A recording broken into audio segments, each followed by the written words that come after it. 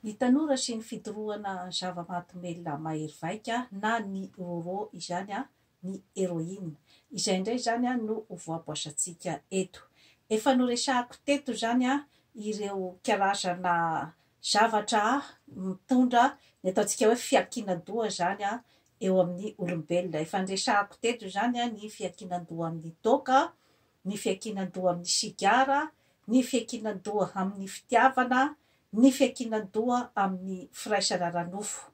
Ireo zavatra rehetra ireo zany dia miteraka an'izay hoe karazana tsy fahafehezantena zany amintsika olombelona, ka mety zany hitondra fahatihatoka ao antsika zany raha ohatra ka mirona be loatra zany amin'ireo karazana ataontsika hoe fiakinan-doha ireo zany ny zanak'olombelona. Androany zany isika hiresaka bebe kokoa momba ny zava-mahadomelina mahery vaika. Misy kategoriany mantsy zany ny zava-mahadomelina. Misy zany an'ilay ataontsika hoe malefadefaka toy ny maroana izany, na ireo ataontsika hoe rongony malefaka zany any Madagasikara. Ireo zany dia mitondra karazana hoe fahafinaretana ho an'ilay olona izay mifoka azy zany hoe ireo karazan-javatra ireo zany tsy de tena misy zany an'ilay hoe fahavoazana goavana be eo amin'ny fahasalamana. Tsy hoe akory mandrisika ny olona hoe andana ary zany misotro mifoka maroana, fa milaza fotsiny ny hoe sokajiny ny zava-mahadomelina izany. Misy kosa nefa zany ireto sokajy izay mahery vaika, izany hoe efa mifangaro produit simika maro zany ao anatiny, ka ny antony izany mahatonga ny olona izay hoe irona amin'ireo zava-mahadomelina mahery vaika ireo, indrindrandrindra zany fa ny tanora dia ny hoe manome zany hery sy tanjaka tena goavana be zany amin'ny fotoana izay hoe andraisana azy. Ka matetika moa zany resaka tsindrona zany no atao amin'izy io, na misy ihany koa zany ny hoe evohana koa zany, ka mahatonga n'ilay olona zany hoe mahasahisahy be zany amin'ny fotoana izay hoe ifohany azy na ny itsindroany azy zany. Ka misy zany ny hery sy tanjaka izay hoe tadiavin'ilay olona zany amin'ny fotoana fohy amin'ny andraisany azy. Dia misy ihany koa zany ilay hoe sambatsambatra zany rehefa mandray an'ireny karazan-javatra ireny, dia misy ihany koa ny hoe manana mémoire ambony be mihitsy zany amin'ny fotoana izay andraisana azy. Ny zavatra izay hoe manahirana nefa zany manodidina an'izay karazan-javatra rehetra izay dia ny hoe fotoana fohy zany no iasan'ny izay héroïne izay, na ny cocaïne zany. Misy koa ny fentanyl aty Canada ohatra zao dia efa tena mitosaka dia mitosaka ary dia manimba tanora maro mihitsy zany ny fampiasana an'ireo karazana zava-mahadomelina mahery vaika ireo. Ka amin'ny fotoana fohy no ahafahany miasa izany dia maka dôzy hafa koa zany mba hakana an'ilay effet tadiavina zany. Izay zany no mahatonga ny hoe tsy maintsy mila mitsindrona zany matetitetika zany ilay olona vao mahita an'ilay vokatra andrasany zany. Ka eo nefa zany no miteraka ny olana, satria manimba ihany koa ny taova ao amintsika olombelona nefa ny fandraisana an'ireo zava-mahadomelina ireo. Dia manimba ny ati-doha, manimba ny fo, manimba ny avokafoka, manimba ny fikorohanan'ny rà, ary dia mety mahalasa adala, ary indrindrandrindra koa zany dia mety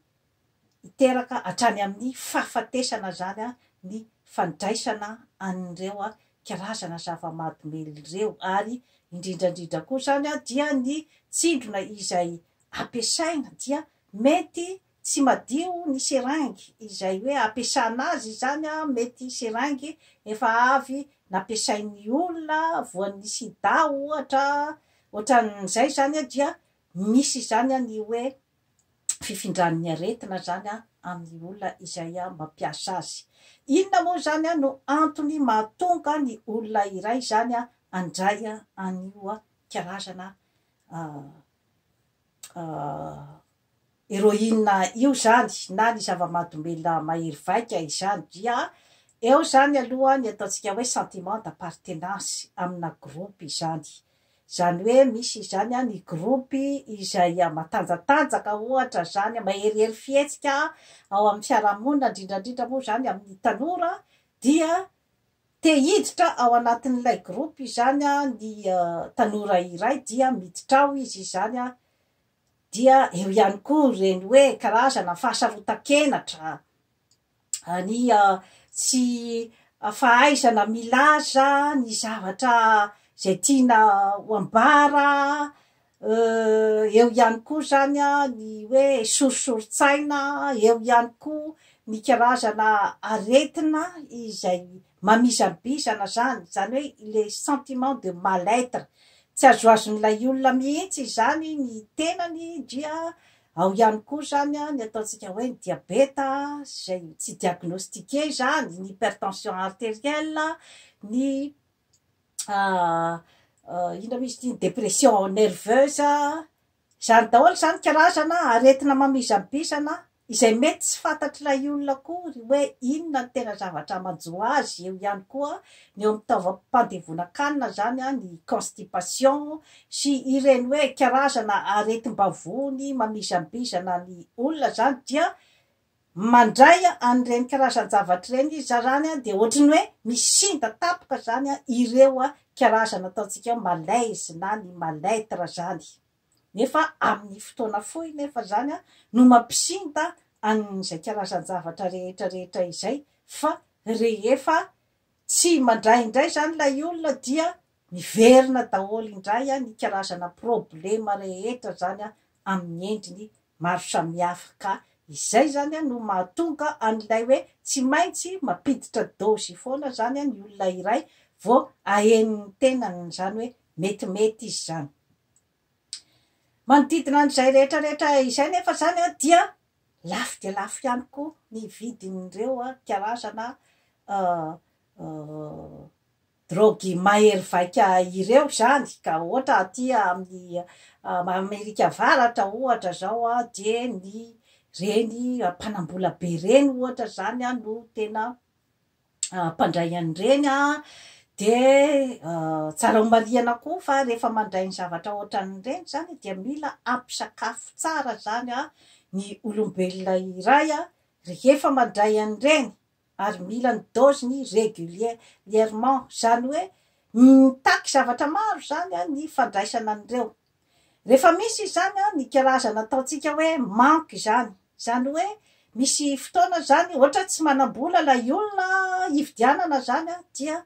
lasa izy zany manjary misy tsy fahampiana zany ao aminy, satria efa misy ny karazana fiakinan-doha na ny dépendance zany ao amin'ny tenany. Ka mahatonga azy zany hoe rehefa tsy ampy an'iny dôzy iny izy zany, dia misy ny karazana symptôme maromaro toy ny aretina-doha, toy ny mandoa, ny mangovotra, zany zavatra rehetrarehetra izany, mararirary daholo ny vantaolana, ny muscle, sy ny sisa zany. Zany hoe mandreny tenany zany ny olona anankiray hoe tena tsy azoazo ny ainy zany rehefa tsy mandray an'io. Ka izay no mahatonga an'ilay hoe mba andraisany an'ilay héroïne zany ny drogue mahery vaika, dia voatery mangalatra izy raha ohatra izy zany tsy manam-bola eo am-pelantanana. Nefa ny dégâts aterak'izay zavatra rehetrarehetra izay koa nefa eo amin'ny fiarahamonina, eo amin'ny tokantrano, eo amin'ny tenany ihany koa, satria voatery zany tsy maintsy manao ny zavatra tsy fanao rehetrarehetra zany mba ahafahana mividy an'ilay héroïne izany. Manodidina an'izay hoe karazana problema rehetrarehetra izay zany izay ateraky ny drogy mahery vaika, dia mikorotana ny tenan'ilay olona, ny fahasalamany ray manontolo, mikorotana ihany koa ny sainy, mikorotana ny fianakaviana, mikorotana ny fiarahamonina, izay zany ny zavatra aterany. Ka inona zany ny vahaolana? Vahaolana zany dia ny hoe fahafantaranao aloha ray aman-dreny an'izay hoe karazana pitsopitson-javatra rehetra zay, ny fisehoan-javatra sy ny hoe fijerevanao akaiky zany ny fombafomba ny zanakao. Satria io zany dia misy fombafomba izay hoe tokony anaitra ny ray aman-dreny zany, satria ilay hoe toe-tsaina hoe sanarivo koa zao ny zanak'i Rafredy ato ambadika ato anie tena zaza maditra fa ny zaza endry, zaza entiko mivavaka, tsy misy anina am'izany aho, tsy mivaky loha am'izany mihitsy. Aza miditra amin'izay tsika ray aman-dreny satria isika tsy niteraka fanahy fa niteraka vatana. Ka mila mailomailo ihany zany rehefa manoloana an'ity hoe krizin'ny drogue mahery vaika ao an-tanàna ity. Dia ny maso menamena, tsy midika zany hoe zay mena maso rehetra koa zany de hoe mandray héroïne daholo koa, fa efa anatin'ny signe daholo zany izay hoe de ohatra koa izy zany taitay bombe na nerveux ohatra, mora tesitra be, tsy hoe zay manao an'izay symptôme rehetrarehetra izay koa fa mba hoe anairana anao zany, na indraindray izy calme be ohatra, tsy miteny mihitsy de indraindray nefany miteny be koa, miovaova zany le humeur de tia miaraka amin'ny taritarika zany andeha hamonjy party ary, zay koa nefany tsy de midika loatra koa zany hoe tsy maintsy hoe ao anatiny izy raha ohatra ka mifanaritarika amin'ny tanora maro dia tia fety. Zay zany no symptôme izay hoe efa tokony hamahimahina zany. De raha ohatra koa hoe misy zavatra majavojavona foana koa, misy halatra koa zany ao an-trano de efa tokony ho mahimahina koa zany anao ray aman-dreny. Ka rehefa hoe tafavory zany mampihetsiketsika zany ny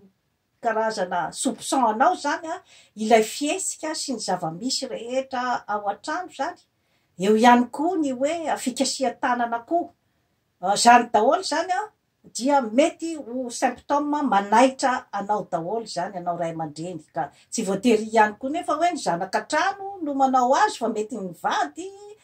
mety ny olona manodidina ao amin'ny fianakaviana.